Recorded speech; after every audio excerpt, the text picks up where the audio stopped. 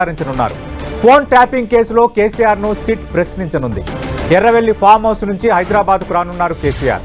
Phone tapping కేసులో 160 CrPC కింద గురువారం సిట్ తొలిసారి నోటీసులు జారీ చేయగా మున్సిపల్ ఎన్నికల ప్రచారం అభ్యర్థుల ఖరారు అంశంలో బిజీగా ఉన్నందున మరో తేదీ కేటాయించాలని కేసీఆర్ కోరారు. ఇందుకు సిట్ అంగీకరించింది. అయితే తనను ఎర్రవల్లిలో ఫామ్ హౌస్లోనే విచారించాలని కేసీఆర్ చేసిన విజ్ఞప్తిని మాత్రం సిట్ అధికారులు తోసిపుచ్చారు. న్యాయ నిపుణుల సలహా మేరకు నందినగర్లో అధికారిక నివాసంలోనే విచారణ జరపాలని నిర్ణయించి రెండోసారి నోటీసులు ఇచ్చారు. ఎన్నికల అఫిడవిట్లో నందినగర్ చిరునామా ఉండడంతో అక్కడికే నోటీసులు పంపించింది సిట్. కేసీఆర్ అందుబాటులో లేకపోవడంతో నందినగర్లో ఇంటి గోడకు నోటీసులు అంటించారు అధికారులు. మరో కాపీని అక్కడున్న సిబ్బందికి అందజేశారు. అధికారిక నివాసంలో కాకుండా ఇతర ప్రాంతాల్లో విచారణ జరపలేమని సిట్ స్పష్టం చేసింది. ఇతర ప్రాంతాలకు సున్నితమైన ఎలక్ట్రానిక్ భౌతిక ఆధారాల తరలింపు సాధ్యం కాదని సిట్ పేర్కొంది.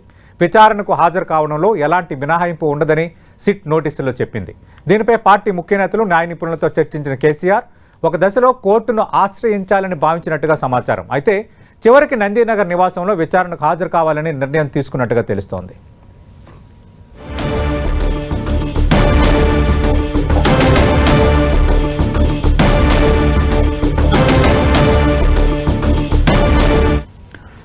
తెలంగాణలో హాట్ బ్రేకింగ్ అంశంగా ఉన్న కేసీఆర్ సిట్ విచారణకు సంబంధించి మరిన్ని అప్డేట్స్ తెలుసుకునే ప్రయత్నం చేద్దాం. తెలంగాణ భవన్ నుంచి మా టీఆర్ఎస్ వ్యవహారాల ప్రతినిధి కరుణాకర్ సిద్ధంగా ఉన్నారు. అలాగే మా క్రైమ్ ప్రతినిధి కిరణ్ నందినగర్లో కేసీఆర్ నివాసం దగ్గర లైవ్లో సిద్ధంగా ఉన్నారు. ముందు కరుణాకర్తో మాట్లాడదాం. కరుణాకర్, సిచ్యువేషన్ ఎలా ఉంది?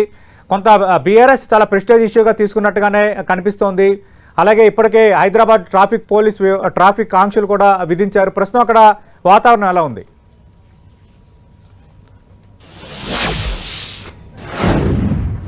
తెలంగాణ భవన్ వద్ద కొంత ఉద్రిక్త వాతావరణం, కొంత ఉత్కంఠ వాతావరణం అయితే నెలకొంది. మనం చూస్తున్నాం బీఆర్ఎస్ పార్టీ కేసీఆర్ విచారించడం పట్ల పెద్ద ఎత్తున నిరసన ఆందోళన వ్యక్తం చేస్తున్న పరిస్థితిని మనం చూస్తున్నాం. ఎందుకంటే తెలంగాణ తెచ్చిన నాయకుడిగా 9.5 ఏళ్ల పాటు తెలంగాణను పాలించిన ముఖ్యమంత్రిగా కేసీఆర్కు బీఆర్ఎస్ పార్టీకి కావచ్చు, లేకపోతే కాంగ్రెస్ ప్రభుత్వం ఇస్తున్న ట్రీట్మెంట్ ఏదైతే ఉందో అది పూర్తి స్థాయిలో కక్ష సాధింపు రాజకీయాల్లో భాగంగానే అని చెప్పి ముందు నుంచి కూడా బీఆర్ఎస్ పార్టీ ఆరోపిస్తున్న పరిస్థితిని మనం చూస్తున్నాం. కాబట్టి కేసీఆర్ను ప్రభుత్వం కక్షపూరిత రాజకీయాల్లో భాగంగా ఫోన్ ట్యాపింగ్ కేసులో నోటీసులు ఇచ్చి వేధింపులకు గురి చేస్తోంది, అవమానిస్తోందని చెప్పి బీఆర్ఎస్ పార్టీ పెద్ద ఎత్తున రాష్ట్ర వ్యాప్తంగా నిరసన కార్యక్రమాలకు పిలుపునిచ్చిన పరిస్థితిని మనం చూస్తున్నాం. అందులో భాగంగా ఈరోజు రాష్ట్ర వ్యాప్తంగా 12,000 గ్రామాల్లో కావచ్చు, మున్సిపాలిటీలు, మండలాలు, నియోజకవర్గ కేంద్రాలన్నింటిలో కూడా నిరసన కార్యక్రమాలు చేయాలని చెప్పి బీఆర్ఎస్ వర్కింగ్ ప్రెసిడెంట్ కేటీఆర్ పిలుపునిచ్చిన పరిస్థితిని మనం చూస్తున్నాం. కాబట్టి శాంతియుతంగా నిరసన కార్యక్రమాలు, బైక్ ర్యాలీలు కావచ్చు, రాస్తారోకోలు కావచ్చు, నల్ల జెండాలతో నిరసన చేయడం కావచ్చు, ఇటువంటి రాష్ట్ర ప్రభుత్వ దిష్టిబొమ్మలు దగ్ధం చేయడం కావచ్చు, ఇటువంటి నిరసన కార్యక్రమాలు చేయాలని చెప్పి పెద్ద ఎత్తున కేటీఆర్ పిలుపు మేరకు రాష్ట్ర వ్యాప్తంగా అటువంటి నిరసన కార్యక్రమాలు ఇప్పటికే ప్రారంభమైన పరిస్థితిని మనం చూస్తున్నాం. అయితే కేసీఆర్ మరి కాసేపట్లో farm house, Erravalli farm house నుంచి బయలుదేరుతారు. నందినగర్ నివాసానికి 12:30 ఆ ప్రాంతంలో చేరుకుంటారు. సరిగ్గా 3 గంటలకు విచారణ ప్రారంభమవుతుంది. కాబట్టి కేసీఆర్తో పాటు నివాసంలో ఆయన తనయుడు బీఆర్ఎస్ వర్కింగ్ ప్రెసిడెంట్ కేటీఆర్ అక్కడే ఉంటారు విచారణ సమయంలో. కానీ మాజీ మంత్రి హరీష్ రావు కావచ్చు, మిగతా ముఖ్యమైన నేతలు, ఎమ్మెల్యేలు, ఎమ్మెల్సీలు, ఎంపీలు ఈ తెలంగాణ భవన్కు మరి కాసేపట్లో చేరుకోబోతున్నారు. తెలంగాణ భవన్కు పెద్ద ఎత్తున కార్యకర్తలు, నేతలు రావాలని చెప్పి ఇప్పటికే పిలుపునిచ్చిన నేపథ్యంలో ఇప్పుడిప్పుడే నేతలు, కార్యకర్తలంతా కూడా ఇక్కడికి చేరుకుంటున్నారు. కాబట్టి ఇక్కడ కూడా కొంత ఉద్రిక్త వాతావరణం నెలకొనే అవకాశం కనిపిస్తుంది. పెద్ద ఎత్తున నేతలు, కార్యకర్తలు రాబోతున్నారు. పోలీసులు భారీ స్థాయిలో ఇక్కడ భద్రతను ఏర్పాటు చేశారు. పెద్ద ఎత్తున పోలీసు బలగాలు ఇక్కడికి రంగంలోకి దిగిన పరిస్థితిని మనం చూస్తున్నాం. సతీష్, కరుణాకర్, ఎందుకు బీఆర్ఎస్ పార్టీ అంశాన్ని అంత రాజకీయంగా అంత ప్రెస్టీజియస్ గా తీసుకుంది?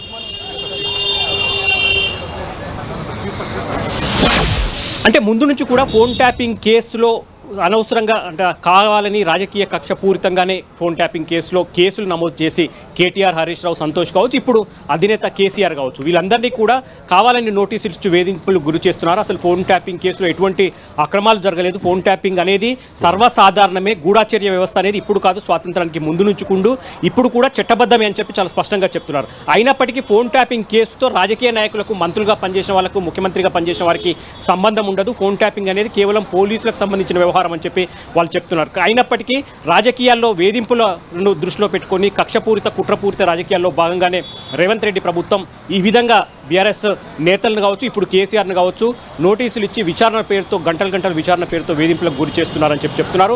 ప్రస్తుతం ఇప్పుడు మున్సిపల్ ఎన్నికలు, రాష్ట్ర వ్యాప్తంగా మున్సిపల్ ఎన్నికలు జరుగుతున్న ఇటువంటి సమయంలో రాజకీయంగా దెబ్బతీసేందుకు, లేకపోతే బీఆర్ఎస్ పార్టీ నేతలు, కార్యకర్తల మనోస్థైర్యాన్ని దెబ్బతీసేందుకు కుట్రలో భాగంగానే ఇటువంటి నోటీసులు ఇచ్చి ఈ విధంగా విచారణల పేరుతో వేధిస్తున్నారని చెప్పి బీఆర్ఎస్ కాంగ్రెస్ పార్టీ చాలా స్పష్టంగా ఆరోపిస్తుంది. కాబట్టి కాంగ్రెస్ ప్రభుత్వ వైఖరికి నిరసనగా పోలీసుల సిట్టు వైఖరికి నిరసనగా రాష్ట్ర వ్యాప్తంగా ఇటువంటి నిరసన కార్యక్రమాలు చేపట్టారు. కాబట్టి తెలంగాణ భవన్ వద్ద కొంత ఉత్కంఠ వాతావరణం అయితే నెలకొంది. ఇప్పుడిప్పుడే నేతలు కార్యకర్తలంతా కూడా చేరుకుంటున్నారు. దాదాపు 3,000 మందికి పైగా ఇక్కడ తెలంగాణ భవన్లో ఈరోజు భోజన ఏర్పాట్లు కూడా చేశారు. కాబట్టి పెద్ద ఎత్తున ఇక్కడ నేతలు కార్యకర్తలు వస్తారు. అయితే 11 గంటల నుంచి కూడా తెలంగాణ భవన్ చుట్టుపక్కల కూడా పోలీసు ఆంక్షలు విధించారు. 11 గంటల తర్వాత తెలంగాణ భవన్ ముందు ఏదైతే రోడ్డు ఉందో క్యాన్సర్ హాస్పిటల్ నుంచి ఇటు ఎమ్మెల్యే కాలనీకి వెళ్ళే రోడ్డు ఉందో ఈ రోడ్ అంతా కూడా పూర్తిగా బ్లాక్ చేయనున్నారు. ట్రాఫిక్ ఇక్కడ అనుమతించేది అని చెప్పి పోలీసులు చెప్తున్నారు. మనం చూస్తున్నాం తెలంగాణ భవన్ చుట్టూ అన్ని పోలీస్ వాహనాలే కనిపిస్తున్నాయి. ఇంకా పోలీస్ బలగాలు మరి కాసేపట్లో ఇక్కడికి చేరుకునే పరిస్థితిని మనం చూస్తున్నాం.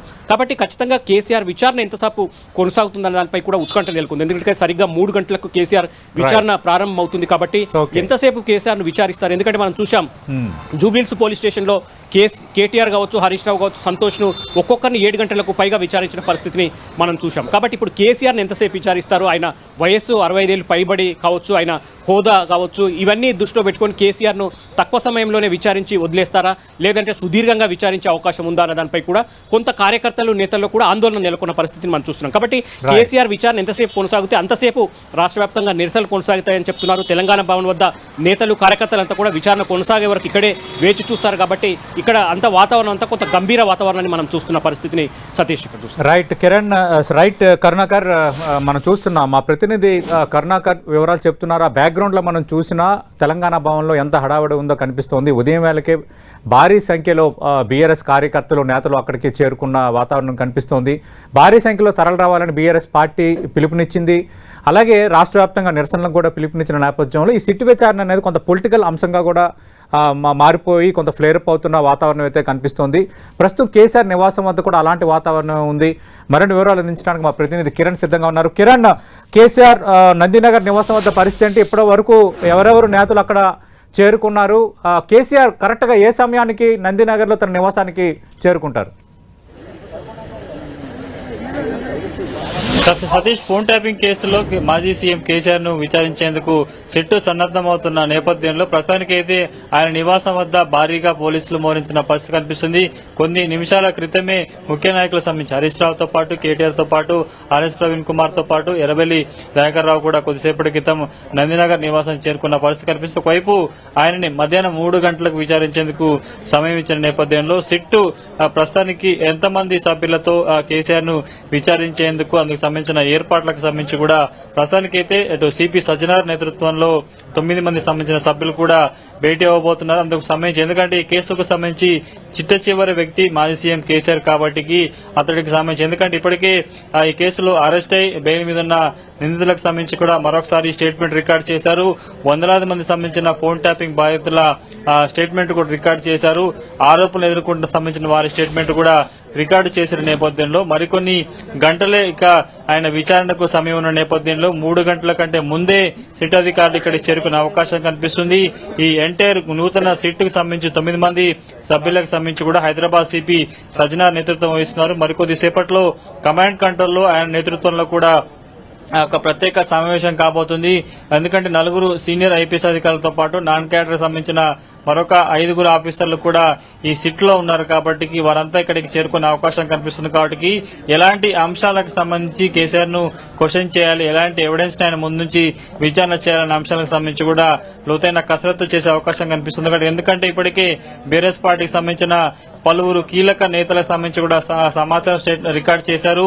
ఇక ఈ కేసుకు సంబంధించి గతంలో ఎస్ఐబి చీఫ్ గా ఉన్న ప్రభాకర్ రావుతో పాటు, తిరుపతన్నతో పాటు, ప్రణీత్ రావుతో పాటు, భుజంగరావుతో పాటు మాజీ టాస్క్ ఫోర్స్ డీసీపీ రాధాకృష్ణరావు సంబంధించిన వారి వద్ద నుంచి కూడా కొంత స్టేట్మెంట్ రికార్డు చేశారు. వీటితో పాటు కొన్ని వందలాది నెంబర్లకు సంబంధించి కూడా ఇప్పటికే వారి ఆధారాలు సేకరించారు. బాధితుల వద్ద నుంచి కూడా స్టేట్మెంట్ రికార్డు చేశారు. కాబట్టి అప్పటి ప్రభుత్వం సంబంధించి కూడా దీనికి సంబంధించి ఫోన్ ట్యాపింగ్ సంబంధించిన వ్యవహారానికి సంబంధించి ఎవరు ఆదేశాల మేరకు చేశారన్న అంశాలకు సంబంధించి కూడా కొంత సమాచారం సేకరించారు. కాబట్టి ఆ ఆధారాలంగా ప్రస్తుతానికైతే కేసీఆర్ విచారణ జరిగే అవకాశం కనిపిస్తుంది. సతీష్, కిరణ్, ఇప్పుడు కేసీఆర్ ను విచారించబోతున్న సిట్ బృందం సంబంధించిన వివరాలు వచ్చాయా? ఎవరు నేతృత్వం వహిస్తున్నారు? ఎవరెవరు ఉన్నారా సిట్ బృందంలో?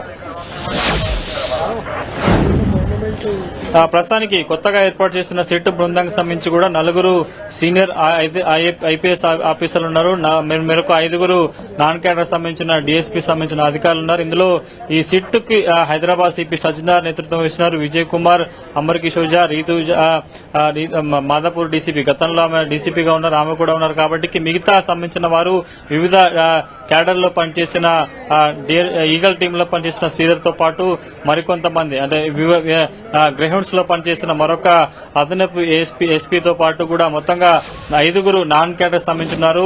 4 సీనియర్ ఐపీఎస్ అధికారులు. విజయ్ కుమార్ గతంలో ఆయన వెస్ట్ జోన్ డీసీపీగా పనిచేశారు కాబట్టి ప్రస్తుతం ఆయన జాయింట్ సిపిగా ఎస్బీగా ఉన్నారు. కాబట్టి ఆయన ఎంటైర్ ఈ కేసు ఎప్పుడైతే ఐఓ ఉన్నారో వెంకటగిరి ఈయన ఫోన్ ట్యాపింగ్ కేసు సంబంధించి కావచ్చు 2014 మార్చి 10వ తేదీన పంజగుట్ట పిఎస్ లో కేసు నమోదైన తర్వాత కూడా ఇటు జుబిల్స్ ఏసీపీ వెంకటగిరి దీనికి ఐఓగా ఉన్నారు. కాబట్టి ఆయన కూడా ఇందులో భాగస్వామ్యాలు. కాబట్టి మొదటి నుంచి కూడా కొద్ది రోజుల క్రితము బీఆర్ఎస్ పార్టీకి సంబంధించిన కీలక నేతలు విచారించినప్పుడు కేవలం నాన్ క్యాడర్ సంబంధించిన అధికారులు మాత్రమే వారిని విచారించారు. కాబట్టి ప్రస్తుతం మాజీ సీఎం కేసీఆర్ ను విచారించేందుకు 4 సీనియర్ ఐపీఎస్ అధికారులతో పాటు మిగతా సభ్యులు కూడా విచారణకు వచ్చే అవకాశం ఉంది. కాబట్టి ప్రస్తుతానికైతే వీరి 8 మందితో కూడా సిపి సజ్జనార్ మరికొద్దిసేపట్లో భేటీ కాబోతున్నారు. కాబట్టి ఈ సిట్ విచారణకు సంబంధించి కేసీఆర్ దగ్గర నుంచి ఎలాంటి సమాచారం సేకరించాలి, ఇప్పటి వరకు మన వద్ద ఉన్న సమాచారాన్ని ఆయన ముందుంచే అవకాశం ఉంది. కాబట్టి పూర్తిగా ఎలక్ట్రానిక్ వస్తువులకు సంబంధించి కావచ్చు, వీడియో రికార్డింగ్ లో కూడా